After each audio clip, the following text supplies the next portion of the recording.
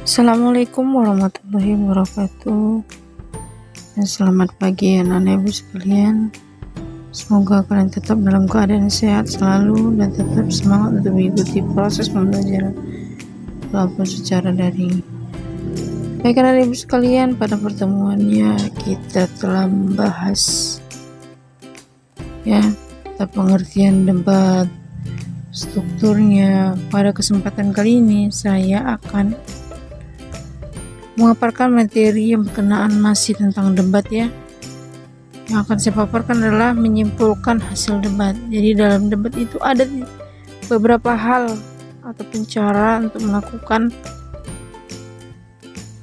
ataupun menyimpulkan hasil debat. Untuk itu saksikan video pembelajaran saya.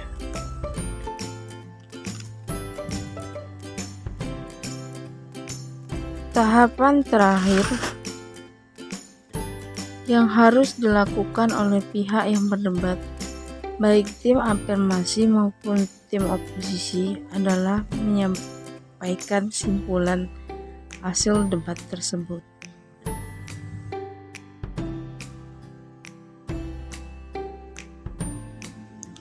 Dalam hal ini, penarikan kesimpulan tersebut dapat dilakukan secara induktif, yaitu penarikan kesimpulan yang dimulai dari hal yang khusus menuju ke hal yang umum.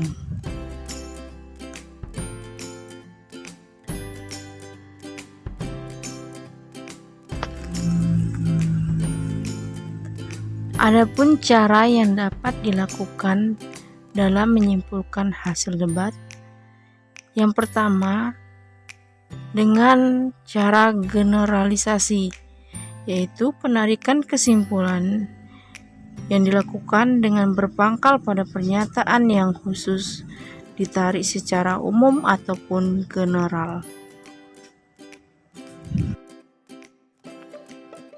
Berikut ini merupakan contoh generalisasi.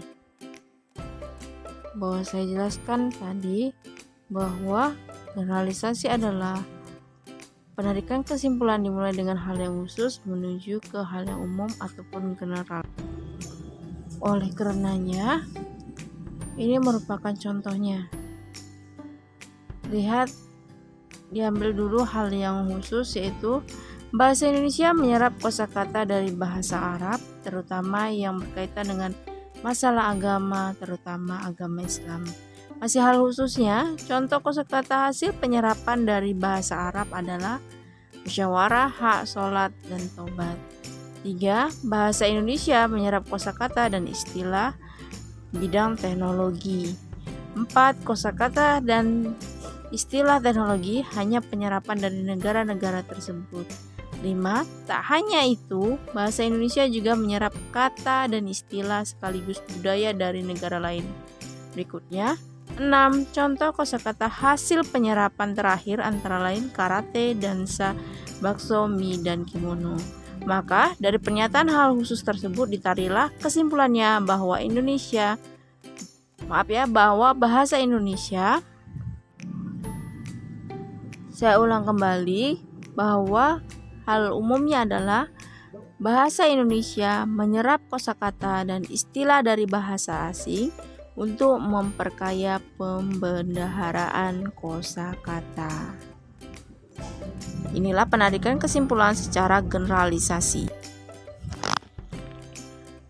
Penarikan kesimpulan yang kedua adalah analogi. Analogi merupakan proses penarikan kesimpulan yang didasarkan atas perbandingan dua hal yang berbeda. Akan tetapi, karena mempunyai kesamaan segi fungsi dan ciri, kemudian keduanya dibandingkan atau disamakan, kesamaan keduanya inilah yang menjadi dasar penarikan kesimpulan.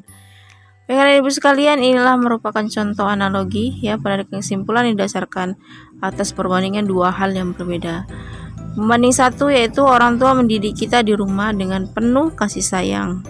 Mereka mengajari kita banyak hal. Tak jarang kita dimarahi ketika kita nakal dan tidak mematuhi nasihat mereka. Hal yang dibandingkan yaitu di sekolah para guru juga mendidik kita dengan penuh kasih sayang. Guru-guru mengajari kita berbagai ilmu pengetahuan dan keterampilan. bahkan juga memberikan teladan akhlak yang baik demi menanamkan kedisiplinan dan tanggung jawab. Para guru acap kali memberi hukuman pada kita.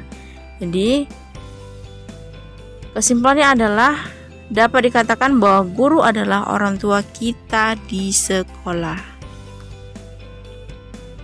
Bentuk penarikan kesimpulan yang ketiga adalah sebab akibat, di mana dalam pola penarahan ini sebab bisa menjadi gagasan utamanya sedangkan akibat menjadi gagasan penjelasnya.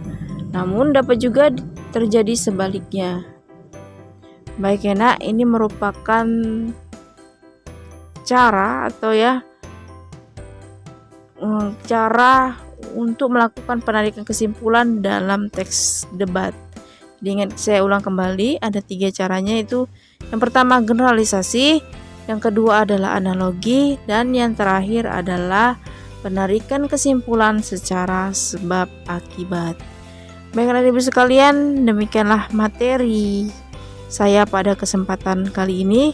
Sampai jumpa di materi berikutnya dan saya ucapkan assalamualaikum warahmatullahi wabarakatuh dan selamat pagi.